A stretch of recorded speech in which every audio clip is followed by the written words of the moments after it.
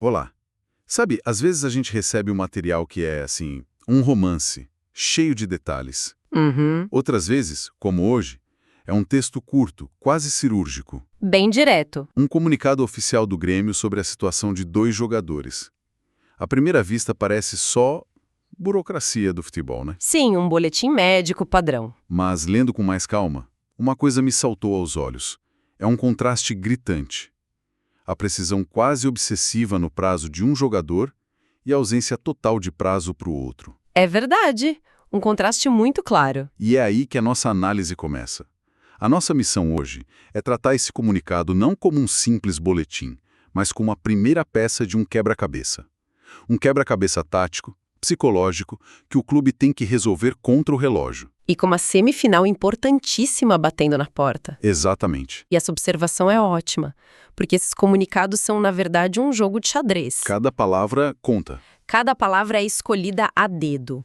Tem a informação que vai para a torcida, a que vai para a imprensa e, talvez o mais importante, a não informação que vai para o adversário. A informação que se omite, né? Exato. O que a gente vai fazer aqui é isso, conectar os pontos, o que está explícito no texto, com o contexto em volta, Certo. a lesão, o calendário, que é infernal, e principalmente as entrelinhas.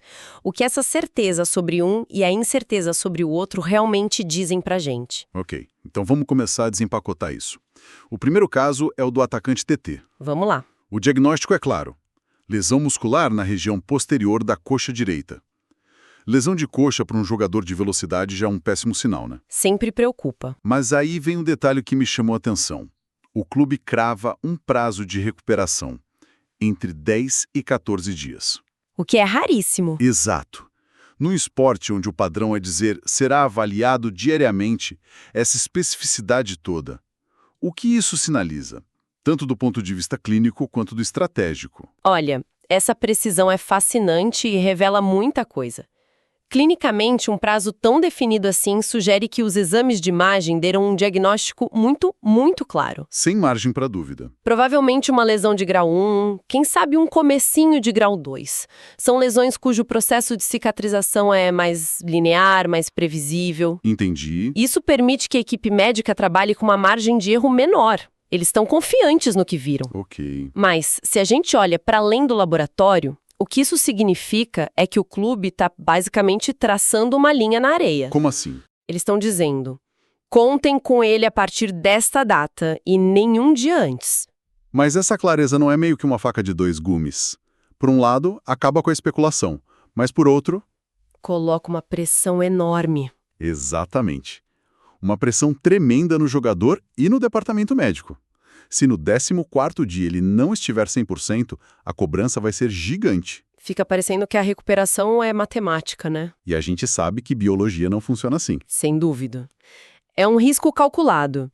A vantagem é gerenciar as expectativas. Certo. A torcida e a imprensa já sabem quais jogos ele vai perder e o técnico pode planejar o time sem aquela sombra da dúvida, sabe? Aquele, e se ele voltar antes? Tira a ansiedade da equação. Isso. A desvantagem é exatamente a que você apontou, a pressão. Qualquer atraso vira uma crise.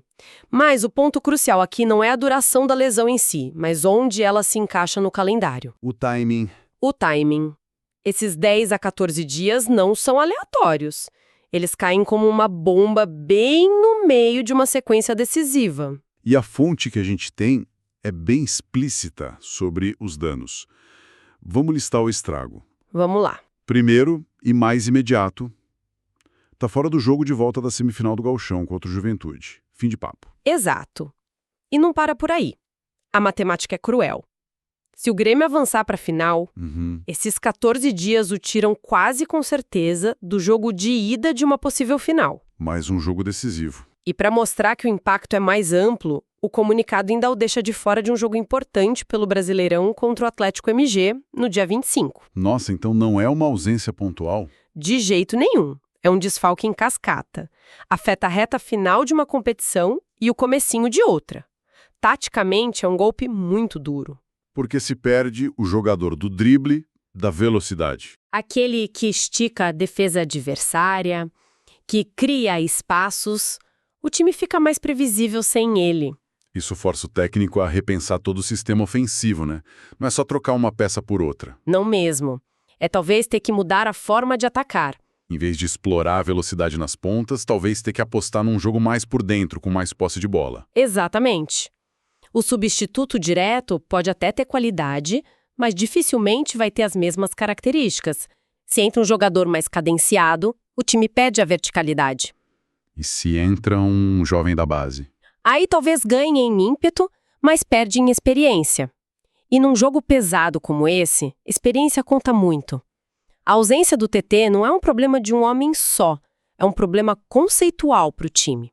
Ok, então o caso do TT é de uma clareza dolorosa. É uma certeza ruim. Perfeito. Já com William, o segundo jogador, parece que o clube apagou as luzes, fechou as cortinas e está jogando pôquer. É uma boa analogia. O diagnóstico é edema muscular. E a informação sobre o prazo é nenhuma. Nenhuma. Apenas que seguirá sendo avaliado diariamente. É o extremo oposto do caso TT. O que essa cortina de fumaça toda significa? Bom, aqui a gente entra no terreno da especulação informada, né? Certo. Um edema muscular é, em termos simples, um inchaço.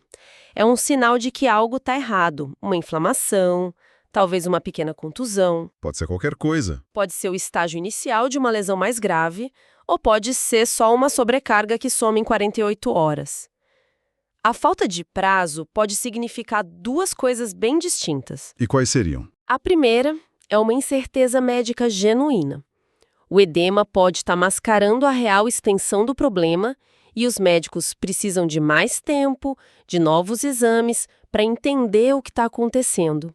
É uma abordagem mais cautelosa. Ok, essa é a primeira possibilidade. E a segunda? A segunda é pura estratégia. É o famoso esconder o jogo. Para não dar arma para o adversário. Exatamente. Ao não dar um prazo, o Grêmio força o Juventude a se preparar para dois cenários completamente diferentes. Um Grêmio com o William e um Grêmio sem o William. E são times diferentes. Com o William, é um time com mais controle de meio campo, mais passe qualificado. Sem ele, pode ser mais vulnerável na transição ou ter que usar um jogador mais defensivo.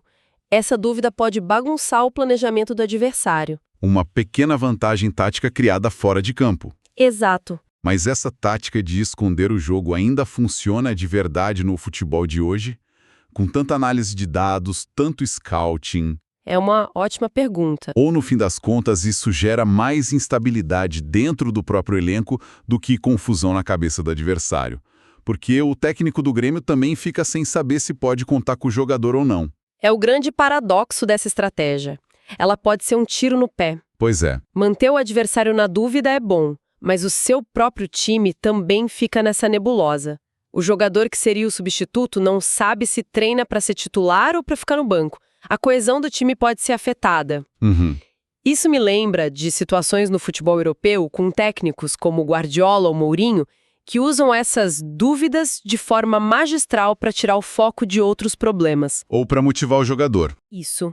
Mas é uma linha muito, muito tênue. Se a comunicação interna não for perfeita, o que era para ser uma armadilha para adversário vira uma armadilha para si mesmo. E toda essa atmosfera, essa certeza sobre o TT e essa incerteza sobre o William deságua num único ponto, o jogo de domingo. Tudo leva para lá. É fundamental colocar isso no contexto do próximo desafio. A fonte nos lembra. É a partida de volta da semifinal do Gauchão contra o Juventude. No estádio Alfredo Jaconi. Às 18 horas.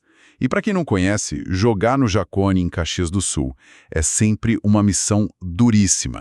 E o contexto da partida torna cada ausência, cada dúvida 10 vezes mais pesada. A pressão é máxima. Máxima.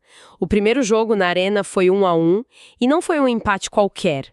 Foi um jogo em que o Grêmio saiu atrás, teve que buscar o resultado. E não conseguiu construir a vantagem que se esperava em casa. Exato. Isso transfere toda a obrigação e a pressão para o jogo de volta, fora de casa. Ou seja, a vantagem teórica de decidir a vaga em casa já foi pro ralo. Já era. Agora a regra é simples e brutal. Exatamente. Quem vencer no domingo, avança. Não tem saldo de gols, não tem vantagem por campanha, é uma final antecipada. Um mata-mata puro. E a fonte destaca um detalhe. que coloca ainda mais pimenta nessa história. Que seria? Se tiver um novo empate por qualquer placar, a decisão vai para os pênaltis. E a coisa complica. E aí que as ausências de TT e William ganham uma nova dimensão, uma dimensão dramática. É verdade. A gente pensa na falta que eles fazem com a bola rolando, mas a possibilidade dos pênaltis muda tudo. Pensa na lista de cobradores. Num momento de tensão máxima, quem o técnico chama? Os mais técnicos, os mais experientes. Os mais frios.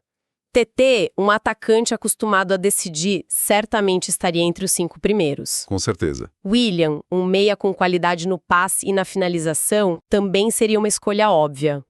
De repente, o técnico olha para o banco e percebe que 2 de suas opções mais confiáveis para essa loteria não estão disponíveis. Ele tem que recalcular tudo. Toda a estratégia para essa eventualidade.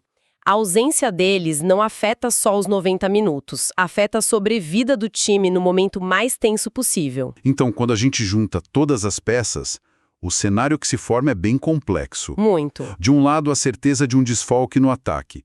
O jogador de velocidade que poderia ser a chave para furar a defesa do Juventude. Do outro, uma dúvida imensa no cérebro do time, no meio-campo com a situação do William. E esses 2 fatores colidem com a realidade de um jogo eliminatório, fora de casa, num estádio difícil. E com o empate levando para o drama dos pênaltis. É a tempestade perfeita de adversidades no momento crucial. Exato. E a conclusão que a gente pode tirar é que esse comunicado, que parecia simples, é o gatilho para um teste profundo. Um teste de caráter e de qualidade do elenco do Grêmio. A famosa força do grupo. Aquela frase feita do futebol, a força do grupo, deixa de ser um clichê e vira uma necessidade absoluta. Não é mais sobre os 11 titulares. É sobre quem está no banco. É sobre o jogador que estava esquecido no banco e que agora vai ter a chance da vida.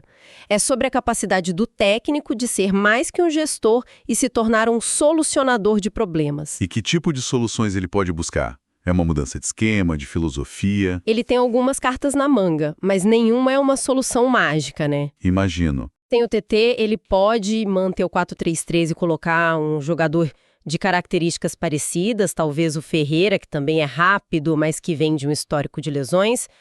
É uma aposta. Certo. Qual outra opção? Mudar a formação para um 4-4-2, com 2 atacantes mais centralizados, povoando mais a área, apostando em cruzamentos, um jogo mais direto. Mas isso muda toda a dinâmica do meio-campo? Principalmente se o William também não jogar. Cada solução cria um novo problema em outro setor. É um cobertor curto. O que ele decidir nos treinos desta semana vai dizer muito. Resumindo a nossa análise de hoje, então, partimos de um comunicado oficial do Grêmio e descobrimos um cenário de alta complexidade. Vimos a lesão do TT, com um cronograma claro que o tira de jogos decisivos, em contraste, a névoa estratégica em torno do edema do William, que gera incerteza para todo mundo. Para todos os lados. E, mais importante, como essas 2 situações se chocam com a realidade de uma semifinal de altíssima pressão, fora de casa, com a ameaça dos pênaltis no ar. Isso nos leva a um pensamento final. A narrativa do esporte é, muitas vezes, moldada pela ausência. Verdade. A mídia, a torcida, nós mesmos, focamos muito em quem não pode jogar, no impacto da perda, no vazio que fica. É o que chama atenção. Mas talvez a questão mais interessante aqui seja outra. A ausência de um jogador estabelecido não apenas abre uma porta para outro, ela força o time a reescrever sua própria história em tempo real. Gosto dessa perspectiva. A pergunta fundamental não é só quem vai ser o novo protagonista, mas qual será o novo enredo. Será uma história de superação coletiva? A ascensão de um herói improvável? Ou a crônica de uma oportunidade perdida. Exatamente, onde as ausências se provam fatais. O jogo de domingo não é só uma partida de futebol, é o primeiro parágrafo dessa nova história. E a gente vai estar observando para ver como ela vai ser escrita.